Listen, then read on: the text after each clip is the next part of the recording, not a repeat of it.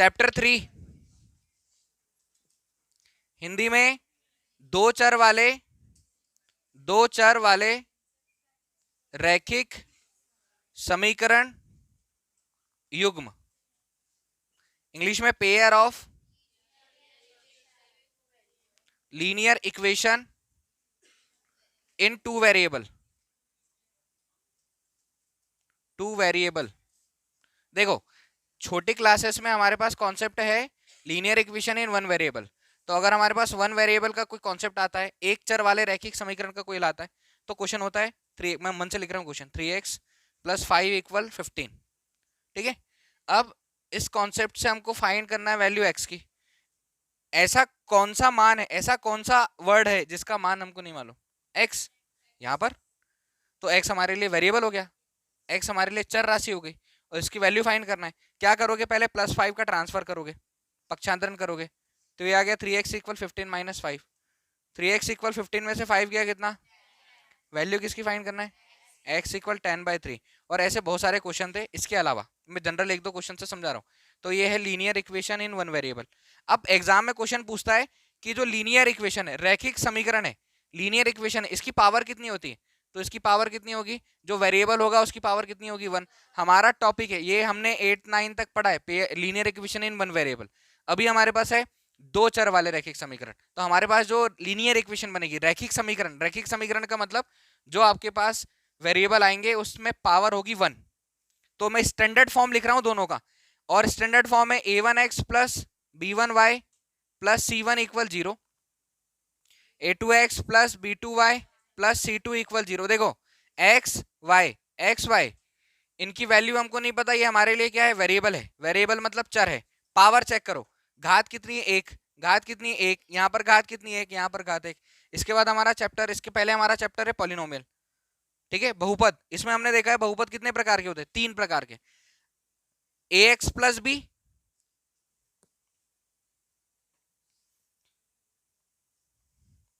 Second है हमारे पास ax² + bx + c। Power कितनी, सबसे बड़ी पावर, डिग्री ऑफ पॉलिनोमियल, बहुपद की घात, तो इसको हमने द्विघात बहुपद बोला, क्वाड्रेटिक पॉलिनोमियल बोला।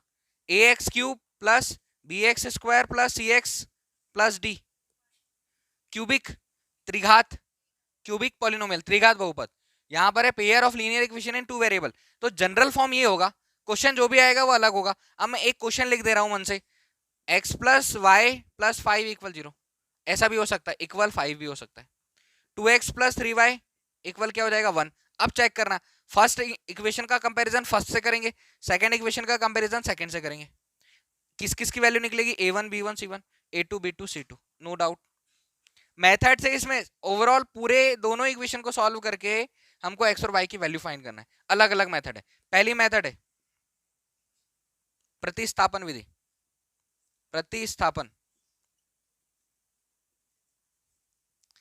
प्रतिस्थापन मतलब सब्स्टिट्यूशन। सेकेंड मेथड है विलोपन विधि, एलिमिनेशन। और एक मेथड रिड्यूस है, क्रॉस मल्टीप्लीकेशन, न्यू एनसीईआरटी इस साल में, क्रॉस मल्टीप्लीकेशन वज्र गुणन विधि रिड्यूस है। तो मेथड दो ही पढ़नी है, लेकिन कुछ कॉन्सेप्ट्स और है। अब अगर ax + by + c1 = 0 हो रहा है, linear equation in one variable बन रहा है, एक चर वाले रैखिक समीकरण, तो जो इक्वेशन होती है उससे ग्राफ भी बनता है, तो ग्राफ में एक इक्वेशन ले रहा हूं मन से, छोटी सी इक्वेशन जिससे फटाफट ग्राफ बन जाए। मैं इक्वेशन ले रहा हूं x + y = 2, इसमें कोई डाउट है क्या, linear equation in two variable, दो ऐसे नंबर है जिसका सम करने पर 2 आ रहा है, linear equation in two variable. तो हमारे पास जो चैप्टर है वो pair of linear equation in two variable. तो दोनों इक्वेशन कैसी है, लीनियर है, दोनों समीकरण रैखिक है। अब जब लीनियर इक्वेशन से ग्राफ बनाओगे तो एक देखो, y = क्या जाएगा, 2 - x। आप कम से कम 5-6 वैल्यूज निकालो ग्राफ बनाने के लिए, x और y। यहां पर x की वैल्यू 1 पुट कर देंगे, y की वैल्यू कितनी आ जाएगी, x के प्लेस पर 0 पुट कर देंगे, तो 2 में से 0 जाएगा, कितना आएगा, x की वैल्यू आप 2 पुट कर दोगे, कितना आ जाएगा, x की वैल्यू आप 3 रख दोगे, कितना आ जाएगा, -1। कितनी वैल्यू आ गई, 4 आ गई। इसे ग्राफ बना लेते हैं, समझो ग्राफ कैसे होता है। ग्राफ पर बनाने के लिए x, x dash, y, y dash, हमने 2.1 में भी देखा है, नंबर ऑफ जीरोस फाइंड करने के लिए अगर कोई भी ग्राफ एक्स एक्सिस पर एक्स अक्ष पे से जितनी बार होकर गुजरता है उसके उतने जीरोस होते हैं। ये 2.1 में है हमारा कॉन्सेप्ट, एग्जाम में 2 मार्क का क्वेश्चन आया था उससे। अब देखो इसका ग्राफ बनाना है तो यहाँ पर हमको लिखना पड़ेगा 1 2 3 4 5 6 7 -1 -2 -3 -4 -5 -6 1 2 3 4 5 6 -1 -2 -3 -4। अब देखो एक तो दोनों के बीच का गैप समान होना चाहिए तब सीधी लाइन बनती। अभी हम कोशिश कर रहे हैं 1 1 कहां पर आएगा, ये 1 और ये 1 यहां पर आएगा। 0 2 कहां आएगा, ये 0 मूल बिंदु के निर्देशांक और 2 यहां पर आएगा। 2 और 0 कहां पर आएगा, ये 2 है और 0 ये है तो यहां पर आएगा 2 और 0। 3 और -1, 3 और -1 तो 3 और -1 यहां पर आएगा। अब हमने क्या किया, इसको मिला दिया। तो नाम देखो, पेयर ऑफ लीनियर मतलब line equation in one variable, एक चर वाला रैखिक समीकरण, दो चर वाले रैखिक समीकरण। तो ग्राफ में क्या बना हमारा, लाइन बनी। लाइन बनी है तो रैखिक समीकरण कोई भी होंगे चैप्टर 3 में, उसको आप ग्राफ पर बनाओगे तो पहली इक्वेशन से भी लाइन बनेगी, दूसरी इक्वेशन से भी लाइन ही बनेगी। मतलब कितनी रेखाएं बनेगी ग्राफ पर, 2 रेखाएं। इसमें कोई डाउट है क्या, ग्राफ पर 2 रेखाएं बनेगी। अब मैंने बता दी ग्राफ पर 2 रेखा बनी, एक इक्वेशन मैंने मन से लेकर सॉल्व किया है। अब क्वेश्चन में जो जो आएगा उससे ग्राफ बनाओ तो भी चेक कर लेना, नहीं बनाओ तो जो क्वेश्चन दिया है उसको सॉल्व करना है। लेकिन कंडीशन क्या बनेगी, जो ऑब्जेक्टिव में आएगा, ध्यान से सुनना। अगर आप क्या करोगे, दोनों इक्वेशन जो क्वेश्चन में दी है उससे आप वैल्यू फाइंड करोगे a1, जो x के सामने लिखा होगा जो उसका गुणांक होता है, मैंने इसके पहले भी पढ़ाया है, मैंने तुम लोगों को बोला ये वर्ड याद रखना, कोफिशिएंट। x के सामने जो लिखा है वो x का कोफिशिएंट गुणांक, y के सामने जो लिखा है वो y का कोफिशिएंट y का गुणांक, और c1 होता है कांस्टेंट अचर राशि। यहां पर x के सामने जो लिखा है सेकंड इक्वेशन में वो x का गुणांक x का कोफिशिएंट, y के सामने जो लिखा है y का गुणांक, c क्या है कांस्टेंट। तो वैल्यू किस किस की फाइंड करेंगे हम, कंपेयर करके, जो क्वेश्चन दिया रहेगा अभी मैं क्वेश्चन लिखकर बताऊंगा और उससे हम कंपेयर करके वहां पर भी चेक करेंगे। a1 b1 c1 a2 b2 c2, 3 concepts है। ये बुक है, बुक में तीनों कॉन्सेप्ट दिए हुए, ये कॉन्सेप्ट पेज नंबर पे कॉन्सेप्ट दिए, मैं बोर्ड पर लिख दे रहा हूं, यहां पर भी चेक करके समझना, यहां से एक ऑब्जेक्टिव बनता ही बनता है ये तीनों कॉन्सेप्ट से। ठीक है, ये टेबल बना हुआ है, सब कुछ लिखा हुआ है, यहां पर चेक कर लेना कैसे लीनियर इक्वेशन बनी है। ठीक है, तो पहली रिएक्शन, पहली अभिक्रिया, पहली इक्वेशन से भी, पहले समीकरण से भी लीनियर लाइन बनी ग्राफ पर, दूसरे समीकरण से भी लाइन ही बनेगी 110%, क्योंकि कैसा इक्वेशन है, लीनियर इक्वेशन है, रैखिक समीकरण है। और हम वैल्यू किसकी निकालेंगे, a1 b1 c1 a2 b2 c2। पहला केस, अगर a1 by a2 करने पर, मतलब a1 b1 c1 a2 b2 c2 निकालने पर a1 by a2 इक्वल नहीं आता है किसके, b1 by b2 के, तो सॉल्यूशन कैसे होगा, यूनिक सॉल्यूशन। यूनिक सॉल्यूशन मतलब अद्वितीय हल, पहली चीज अद्वितीय हल है। और अद्वितीय हल जब होगा तो आप दोनों लाइन, दोनों इक्वेशन से ग्राफ बनाना, ग्राफ पर दोनों लाइन एक दूसरे को इंटरसेक्ट करेगी, मतलब प्रतिच्छेद करेगी, प्रतिच्छेद करेगी। Lines are intersecting each other, रेखाएं एक दूसरे को प्रतिच्छेद करेगी दोनों का, दोनों लाइन का ग्राफ बनाने पर। ठीक है, अब एग्जाम में क्या पूछ ले, एग्जाम में ये पूछ लेगा या ये ऊपर दे देगा और ये दोनों में से कुछ पूछेगा। ये पूछेगा कि lines, when lines intersecting each other, रेखाएं कब एक दूसरे को प्रतिच्छेद करती है, ये पूछकर ये जो ऑब्जेक्टिव बनेंगे उसमें 3-4 ऑब्जेक्टिव से बना देगा। तो ये तीनों याद होना चाहिए, पहला केस। दूसरा केस, जब a1 by a2 equal b1 by b2 equal c1 by c2, कहने का मतलब कि भाई 5 बाय, इसका a1 का मान 5 आ गया, b1 का मान आ गया 2, a2 का मान आ गया 1, a1 b1 का मान a1 b1 का मान आ गया 1 और b2 का मान कितना आ गया 2 मान लेते। तो बताओ 5/2 क्या 1/2 के इक्वल है क्या, नहीं है। ऐसे केस आएंगे तो हम बोल देंगे unique solution. a1 b1 c1 a2 b2 c2 का मान निकालोगे और ऐसे रेशो करके, अनुपात करके लिखोगे a1/a2 equal b1/b2 equal c1/c2। जब ये केस आएगा तो रेखाएं कैसी होगी, रेखाएं होगी समपाती, हिंदी में, इंग्लिश में कोइंसिडेंट। रेखाएं, दोनों रेखाएं समपाती, मतलब जहां पहली लाइन बन रही है दूसरी लाइन भी उसी के ऊपर बनेगी, मतलब दोनों इक्वेशन सेम होगी इस केस में, दोनों इक्वेशन सेम होगी। रेखा एक ऐसी संपाति, हिंदी में क्या लिख दिया मैंने संपाति, इंग्लिश में कोइंसिडेंट लाइंस, ये संपाति इसको बोलते कि पहला ग्राफ जिस जैसा बनाए दूसरा ग्राफ भी, और अनंत हल, अनंत हल मतलब मैनी सॉल्यूशन। कैसा सॉल्यूशन, मैनी सॉल्यूशन। इसमें कोई डाउट है क्या? लास्ट वाला ये टेबल में से देखोगे, बुक के टेबल में से, और चेक करोगे अच्छे से। थर्ड है a1 बाई a2 इक्वल आएगा b1 बाई b2, लेकिन इक्वल नहीं आएगा किसके, c1 बाई c2। इसको बोलते हैं नो सॉल्यूशन। नो सॉल्यूशन, कोई हल नहीं, कोई हल नहीं है। अब कोई हल नहीं होगा, लाइन कैसी होगी, पहली लाइन ऐसी बनेगी, दूसरी उसकी पैरेलल। अब ऐसा मतलब ग्राफ पर बना है, हर एक के लिए एक एग्जाम्पल बुक में सॉल्व किया है। हर एक, हाँ, रेखाएं कैसी होगी, समांतर होगी। Lines are parallel to each other, रेखा एक दूसरे के समांतर होगी। ये बेसिक कॉन्सेप्ट है। और ऑब्जेक्टिव 110% अभी तक जो बना है वो इसमें से बने हैं, अभी तक इसमें से ही बने। कोशिश यही होगी कि हमको इनको ही अच्छे से पढ़ना है, क्योंकि इसमें 3 केस, इसमें 3 केस, इसमें 3 केस, 9 ऑब्जेक्टिव बन रहे हैं। अब 9 में से कोई एक जो आ रहा है एग्जाम में आता है वो पूछेंगे, ठीक है। ऐसे फिक्स नहीं है कि इसमें से ऑब्जेक्टिव आ रहा है, लेकिन हमको न्यू ब्लूप्रिंट के हिसाब से, नए सिलेबस के हिसाब से पता है इसमें से कैसा क्या आने वाला, ठीक है। अब जो मेथड है उसको चेक करना है हमको, जो मैंने बताइए सब्स्टिट्यूशन मेथड और एलिमिनेशन मेथड, इनको इतना ही समझो अभी फिलहाल में। अब क्वेश्चन सॉल्व करते हैं, मेथड कैसे करना है। एक और चीज, एक्स और वाई की वैल्यू कब निकलेगी, जब यूनिक सॉल्यूशन हो। एक्स और वाई का मान कब निकलेगा, जब एक अद्वितीय हल हो। यूनिक सॉल्यूशन में एक्स और वाई की वैल्यू फाइंड की जाती है, इनमें एक्स और वाई की वैल्यू फाइंड नहीं की जाती। और ये क्रॉस मल्टीप्लीकेशन मेथड में यूज होता है ज्यादातर, बाकी किसी मेथड में यूज नहीं होता है। अब मैं बता रहा हूँ सब्स्टिट्यूशन मेथड, मेथड समझना, सब्स्टिट्यूशन मेथड को कैसे सॉल्व करना है। बाकी इसके पहले हम लोगों ने वीडियोस भी डाले और इसके पहले पढ़ाया भी है। सब्स्टिट्यूशन मेथड बता रहा हूँ, मेथड समझो कैसे सॉल्व करोगे, बाकी तो सब बन जाएगा। बताओ इसमें कोई डाउट है क्या इसमें? No sir. जनरल इक्वेशन याद रखना, a1x plus b1y plus c1, a2x plus b2y plus c2। इससे कंपेयर करोगे, अब कंपेयर करके बताता हूं मैं।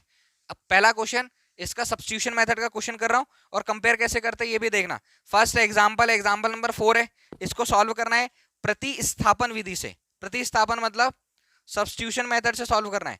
एग्जांपल नंबर 4 क्वेश्चन दिया है हमारे पास, 7x minus 15y equal to x plus 2y equal 3। Equation number 1, equation number 2। अभी तो हम इसको किससे सॉल्व करेंगे, सब्स्टिट्यूशन, प्रतिस्थापन। बट मैं तुमको कंपेयर करके बता रहा हूं, जो हमने अभी इसमें इंट्रोडक्शन देखा है।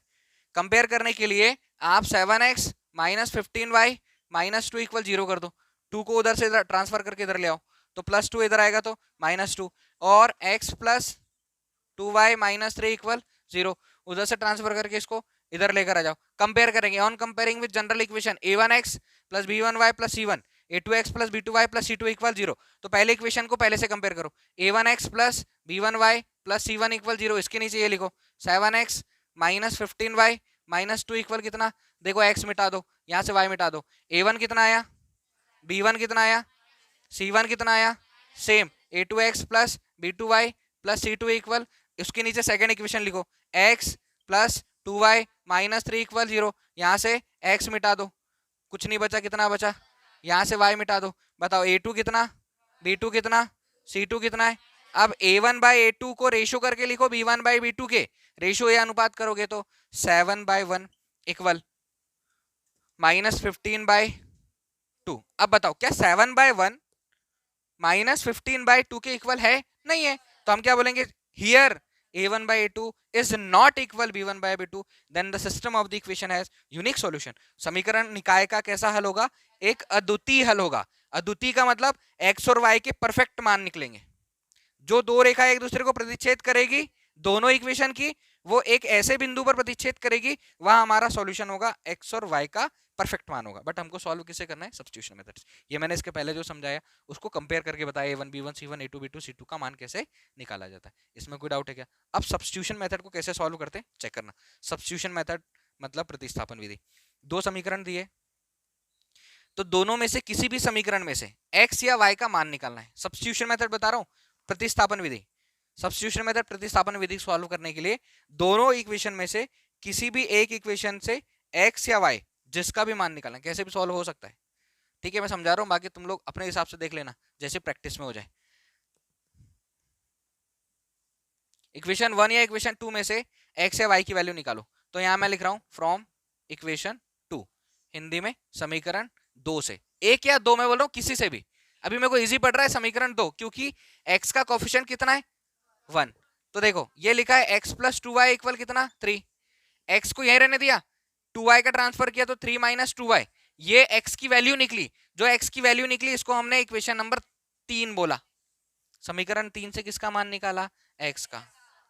ठीक है, अब इस x के मान को समीकरण 2 से समीकरण 3 बनाया, इक्वेशन 2 से इक्वेशन 3 बनाया है। तो 3 को 3 से जो वैल्यू निकली है उसको पुट करना है इक्वेशन 1 में। तो यहां पर हम लिख रहे हैं putting value of x in equation number 1, Hindi में समीकरण 1 में x का मान रखने पर।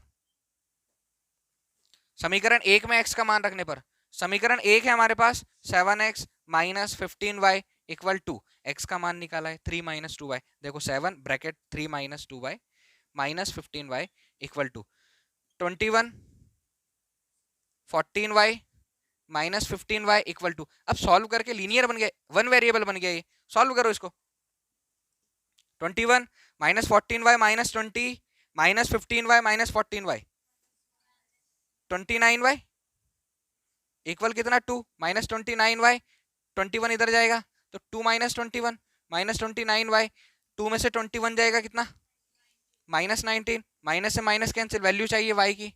29 का पक्षांतरण कर दो, ट्रांसफर कर दो, 19/29। समझ में आया क्या, y कितना आया 19/29। y का मान निकाला है, मेहनत की है इक्वेशन 2 पर, बनाया क्या समीकरण नंबर 3।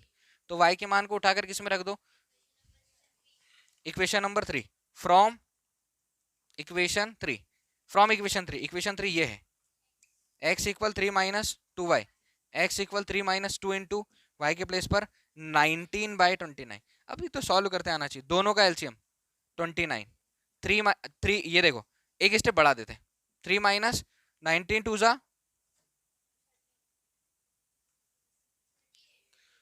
19 टू जा 38 बाय 29, x इक्वल दोनों का एलसीएम 29, 29 इंटू 3 कितना आएगा 87 माइनस 38, x इक्वल 87 में से 38 माइनस करो, कितना 87 में से 38 माइनस करो, 87 में से 13 87 में से 38 माइनस करो 49 बाय 29, x इक्वल कितना आया 49/29। समझ आया। सब्स्टिट्यूशन मेथड को कैसे सॉल्व करना है, प्रतिस्थापन विधि को कैसे सॉल्व करना है। दो इक्वेशन दी रहेगी, दोनों में से किसी भी एक इक्वेशन से एक और इक्वेशन बनानी जिसमें x या y की वैल्यू, मैं या बोल रहा हूं तो आप x की वैल्यू निकाल सकते हो या y की वैल्यू निकाल सकते हो। अगर इक्वेशन 3 1 से बनी है तो आप वैल्यू 2 में पुट करोगे, 2 से बनी है तो 1 में पुट करोगे, और एक वैल्यू निकलेगी फिर दूसरी वैल्यू निकलेगी। ये था एग्जाम्पल नंबर 4। क्वेश्चन एक्सरसाइज के क्वेश्चन बता रहा हूँ, सब्स्टिट्यूशन मेथड है। सारे क्वेश्चन ऐसे ही करना है, मेथड समझ में आएगी, सबको एक जैसा ही करना है, वैल्यूज अलग अलग होगी बस। तो एक्सरसाइज का फर्स्ट क्वेश्चन देखो, फिर मैं एलिमिनेशन मेथड बताता हूँ। तो सब्स्टिट्यूशन मेथड को ऐसा सॉल्व किया जाता है। इसमें किसी को कोई डाउट है क्या, नहीं है? चलो सब्स्टिट्यूशन मेथड का ही अगला क्वेश्चन।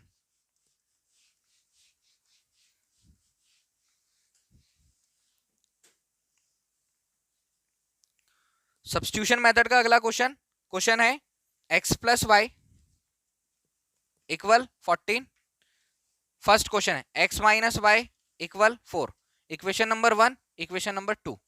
सब्स्टिट्यूशन मेथड हिंदी में विलोपन विधि, किसी भी एक इक्वेशन से 1 से या 2 से x या y जो भी चाहो, क्या कर रहे हैं हम, फ्रॉम इक्वेशन 1 समीकरण 1 से, समीकरण 1 है x plus Y equal 14, x की वैल्यू निकालोगे तो 14 माइनस वाई। इसमें कोई डाउट है क्या, ये इक्वेशन नंबर 3 बनी। सेम मेथड है, मेथड समझ जाओ। अगर एग्जाम में आया है सब्स्टिट्यूशन मेथड से करो तो आपको सब्स्टिट्यूशन से ही करना है, अगर आया एलिमिनेशन से करो, प्रतिस्थापन से बोला है तो प्रतिस्थापन से, विलोपन से बोला है तो विलोपन से, और कुछ नहीं बोला है तो मन से, दोनों में से किसी से भी। लास्ट ईयर कोई मेथड नहीं बोली तो मन से, मन से मतलब दोनों मेथड में से किसी भी एक मेथड से जो दी हुई है। अगर मेथड का नाम बोलेगा तो उसी से करना है, नहीं बोलेगा तो कोई भी मेथड से, जो दो है उसमें से एक। ठीक है, फ्रॉम इक्वेशन 1 एक वैल्यू निकाली। अब हम क्या करेंगे, putting value of x in equation number 2, क्योंकि 3 किससे बनी है, 1 से। समीकरण 2 में x का मान रखने पर x माइनस वाई इक्वल कितना 4, x के प्लेस पर कितना रखोगे 14 माइनस वाई इक्वल 4। ठीक है, इसका इधर ट्रांसफर कर दो, minus y minus 2y equal 4, plus 14 इधर जाएगा तो -14, माइनस 2y -10, माइनस से माइनस, y इक्वल 10/2, 2 से कितना, y इक्वल कितना आया, कोई डाउट है, y इक्वल 5। अब y की वैल्यू को आप इक्वेशन 1 में रख सकते हो, 2 में रख सकते हो, 3 में रख सकते हो, रखना 3 में, क्योंकि 3 में हमने मेहनत की है। फ्रॉम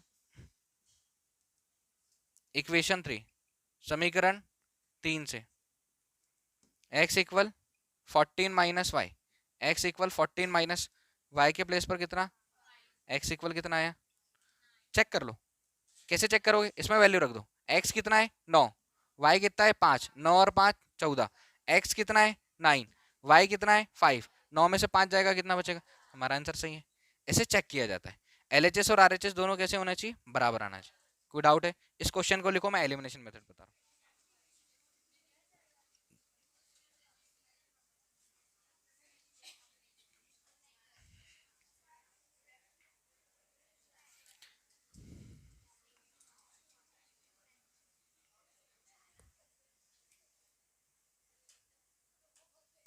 एलिमिनेशन मेथड है x प्लस वाई इक्वल 5, और सेकेंड इक्वेशन है 2x minus 3y equal 4। Equation number 1, equation number 2। देखो, एलिमिनेशन का मतलब होता है विलोपन, विलोपन का मतलब होता है हटाना, एलिमिनेट करना।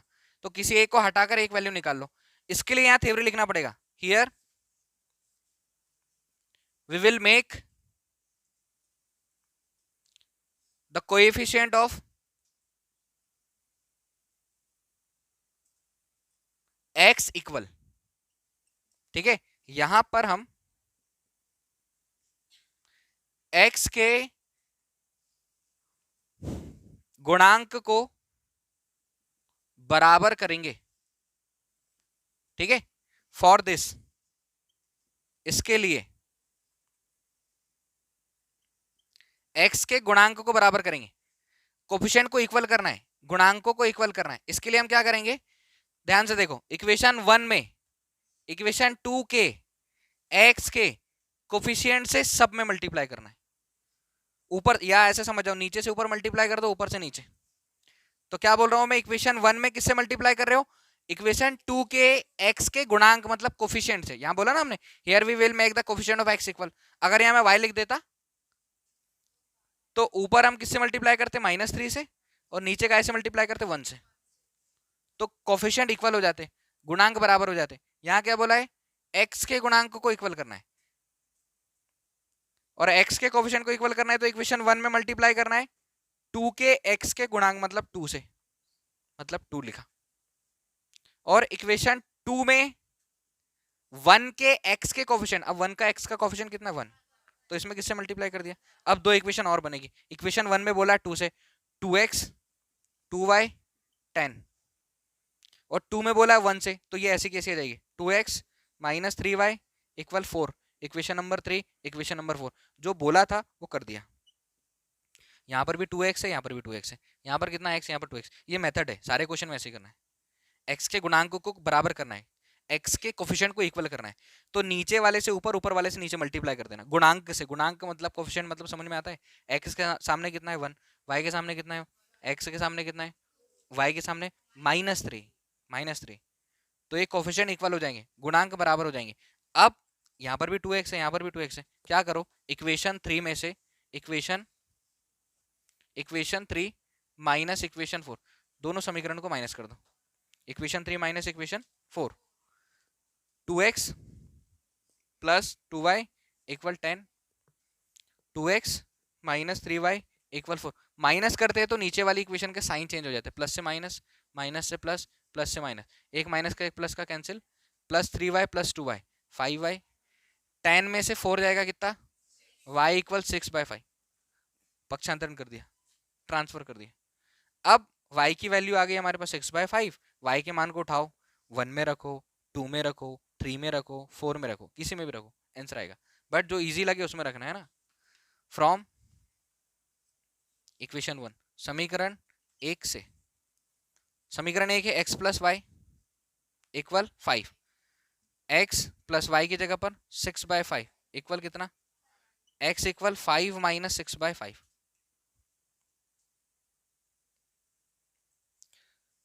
दोनों का एलसीएम 5, 5 5 जा 25, cross multiply minus 6, x equal 19/5।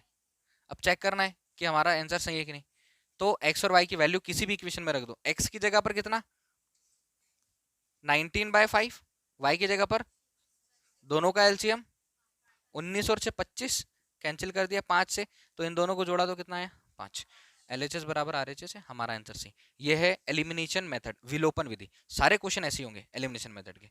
Here we will make the coefficient of x equal, यहाँ पर हम x के गुणांक को बराबर करेंगे। इसके लिए अगर x का गुणांक बराबर कर रहे हो तो समीकरण 2 से x के गुणांक से ऊपर गुणा कर दो, समीकरण 1 से x के गुणांक से नीचे गुणा कर दो, तो दो इक्वेशन बनेगी, अलग बनेगी, अलग माइनस करना ऐसा लिखने के बाद, और फिर आंसर आएगा। ठीक है।